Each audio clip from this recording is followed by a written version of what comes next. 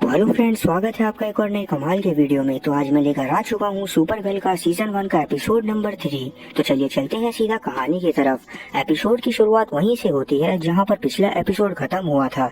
तब हम लोगों ने देखा था कि सुपर गर्ल को कैट ने अपने पास मिलने के लिए बुलाया था। अब जब कैट सुपर गर्ल का इंटरव्यू ले रही होती है तो कैट इससे अलग अलग तरह के बहुत सारे क्वेश्चन पूछती है, जिन्हें सुनकर सुपर गर्ल का तो मानो दिमाग खराब हो जाता है और ये धोखे से यह बोल देती है कि तुम चाहो तो मेरे भाई से भी बात कर सकती हो, जो कि सुपरमैन है। ये सुनकर कैट काफी ज्यादा शॉक होती है, क्योंकि अब तक इसे ये तो पता था सुपर गर्ल सुपरमैन की ही कोई रिलेटिव है, पर इसे ये नहीं पता था कि सुपरमैन उसका भाई है। क्योंकि सुपर गर्ल भी ये नहीं चाहती थी कि इसकी और सुपरमैन की भाई बहन होने वाली बात सबके सामने आए, तो इसी वजह से ये यहाँ से भाग जाती है। अब अगले दिन कारा जब एक रेस्टोरेंट में बैठकर खाना खा रही होती है, अभी इसके पास एलेक्स आती है और अभी ये दोनों आपस में बात कर ही रहे थे। अभी यहाँ पर जेम्स भी पहुँच जाता है, जिसे देखकर कारा उसे देखती रह जाती है। फिर जब जेम्स यहाँ से चला जाता है तो एलेक्स कारा से पूछने लगती है कि क्या ये जेम्स को लाइक करती है। इस पर कारा हंसती हुई मना कर देती है, लेकिन एलेक्स समझ जाती है कि ये झूठ बोल रही है। तभी एलेक्स न्यूज में देखती है जिसमें बताया जा रहा था कि सुपरमैन और सुपरगर्ल भाई बहन है। ये सुनकर एलेक्स कारा को घूरने लगती है। सीन कट होकर कारा के ऑफिस में जाता है, जहाँ जब कारा पहुँचती है तो विन इससे पूछने लगता है कि इसने सच बात क्यों बताई। इस पर कारा इसे बताती है कि कैट ने इससे किसी तरह उगलवा लिया।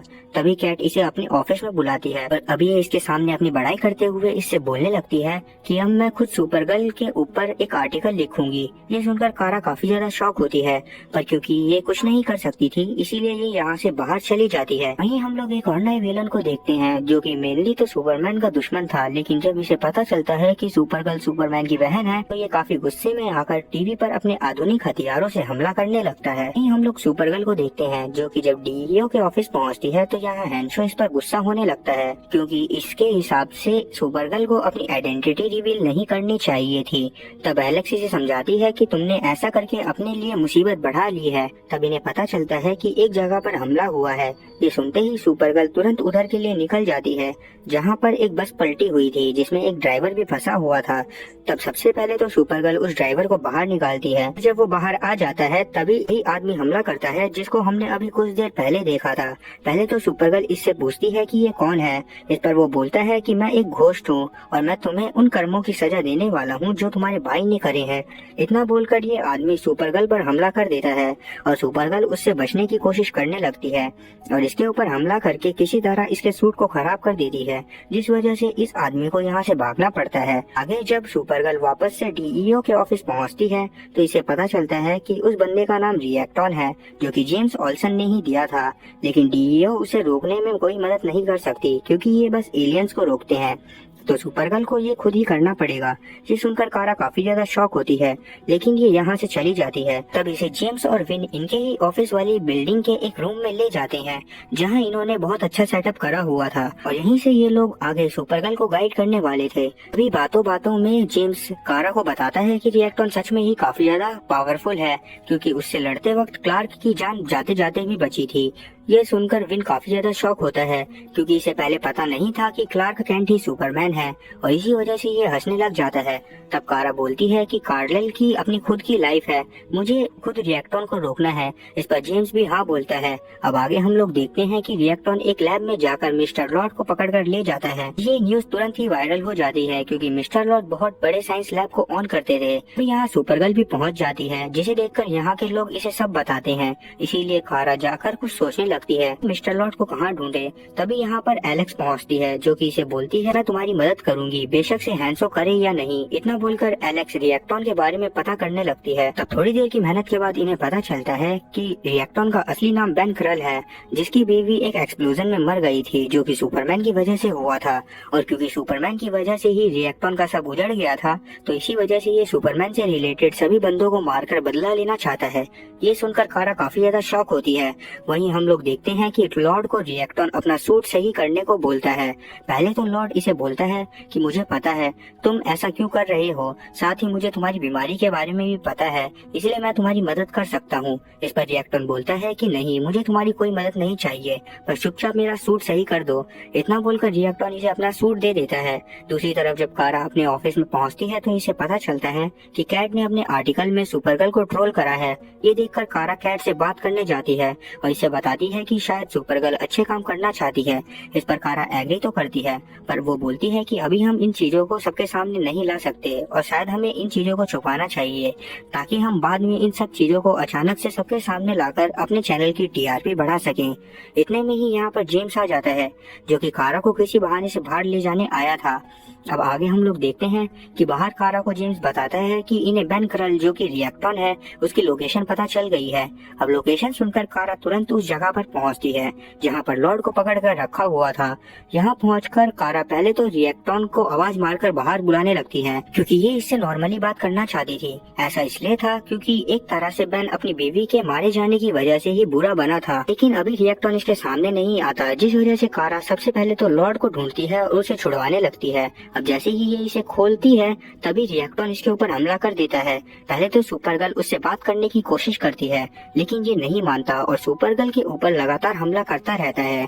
ये देखकर सुपरगर्ल भी इसके ऊपर हमला करने का ट्राई करती है, लेकिन रिएक्टॉन ने अपने सूट की मदद से इसे जमीन पर लेटा दिया था और इस पर और खतरनाक हमले करने लगा था, जिस वजह से अब सुपरगर्ल की हालत भी बहुत ज्यादा खराब हो जाती है। इसे देख रिएक्टॉन अब सुपरगर्ल को जान से मारने ही वाला था कि इतने में ही सुपरमैन बीच में आ जाता है। जैसे ही रिएक्टॉन अपने सामने सुपरमैन को देखता है तो ये यहाँ से दुम दबाकर भाग जाता है और अब क्योंकि सुपरगर्ल की भी काफी ज्यादा चोट लग गई थी तो इसी वजह से ये बेहोश हो जाती है। अब जब कारा की आंख खुलती है तो ये अपने घर में होती है, जहाँ पर कारा काफी गुस्से में थी क्योंकि ये खुद रिएक्टॉन को रोकना चाहती थी।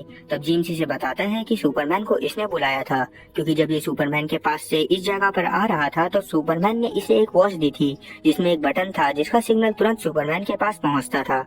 अब ये जानकर कि जेम्स ने सुपरमैन को बुलाया था, कारा जेम्स के ऊपर काफी ज्यादा गुस्सा होने लगती है और इसे यहाँ से भगा देती है। और इसके जाने के बाद किसी तरह एलेक्स इसे समझाती है कि सुपरमैन तुम्हारा भाई है और अगर उसने तुम्हारी जान बचाई है तो इसमें कोई भी बुरी बात नहीं है, तुम्हें तो उसका शुक्रगुजार होना चाहिए। ये सुनकर अभी तो कारा कुछ नहीं बोलती, तभी इसे अचानक से याद आता है कि इसे आज पार्टी में जाना है जहाँ कैट की लिखी गई मैगजीन की अनाउंसमेंट होगी। तब एलेक्स इसे कुछ कपड़े देती है और बताती है कि तुम टेंशन मत लेना, अगर पार्टी में कुछ होता है तो हम लोग किसी तरह संभाल लेंगे। इस पर कारा हल्का स्माइल करती है और यहाँ से तैयार होकर सीधा पार्टी में पहुँचती है। यहाँ पहुँचकर ये देखती है कि यहाँ सब बहुत ज्यादा एंजॉय कर रहे हैं। तभी इसके पास कैट आती है जो कि इसे बताती है, मुझे तुम्हारी सुपरगर्ल के लिए बातें काफी अच्छी लगी और मैं चाहती हूँ कि मैं सुपरगर्ल को एक सुपर हीरो की तरह दिखाऊं। ये सुनकर कारा को भी काफी ज्यादा अच्छा लगता है। तभी इसके पास विन आकर इससे डांस के लिए पूछता है और ये दोनों डांस करने चले जाते हैं। आगे हम लोग एलेक्स को देखते हैं जिसके पास हैंशो आता है। तब एलेक्स इसे बताती है कि ये कारा की मदद करेगी भले ही कुछ भी हो जाए, क्योंकि वो इसकी बहन है। ये सुनकर हैंशो भी कारा की मदद करने के लिए मान जाता है। वहीं पार्टी में जब कारा डांस कर रही होती है तो तभी यहाँ पर जेम्स पहुंचता है और विन से बोलता है कि अब मैं कारा के साथ डांस करूंगा। इस पर विन थोड़ा साइड में चला जाता है। अब जेम्स जब कारा के साथ डांस कर रहा होता है तो दोनों ही एक दूसरे को पहले ना समझने के लिए सॉरी बोलते हैं और इधर उधर की बातें करने लगते हैं। अब ये दोनों साथ में एंजॉय कर ही रहे थे, तभी यहाँ पर रिएक्टॉन हमला कर देता है और सुपरगर्ल को ढूंढने लगता है। इसे देखकर कारा सबसे छुपकर साइड में जाती है और अगले ही पल यहाँ पर सुपरगर्ल की कॉस्ट्यूम में आ जाती है। अब सुपरगर्ल को अपने सामने देखते ही रिएक्टॉन इस पर वापस से हमला करना चालू कर देता है, जिस वजह से सुपरगर्ल भी बचती हुई इस पर हमला करती है। अभी यहाँ पर रिएक्टॉन के हमले की वजह से एक पिलर गिरने लगता है जो कि सीधा विन के ऊपर गिरने वाला था, लेकिन सही टाइम पर सुपरगर्ल उसे पकड़कर विन को हटने को बोलती है। पर इस चीज का फायदा उठाकर रिएक्टॉन सुपरगर्ल को मारने ही वाला था, जिसे देखकर जेम्स तुरंत सुपरगर्ल की जान बचाने के लिए रिएक्टॉन को बोलता है कि मैं सुपरमैन का काफी अच्छा दोस्त हूँ और अगर तुम उसके सभी साथियों को मारना चाहते हो तो तुम मेरे को भी मारो। ये सुनकर रिएक्टॉन तुरंत ही जेम्स के पीछे भागने लगता है और तब सुपरगर्ल विन को बचा लेती है। तभी इसे एलेक्स फोन करके बताती है कि तुम्हें रिएक्टॉन की चेस्ट पर लगा डिवाइस तोड़ना होगा जिसे लेड से तोड़ा जा सकता है।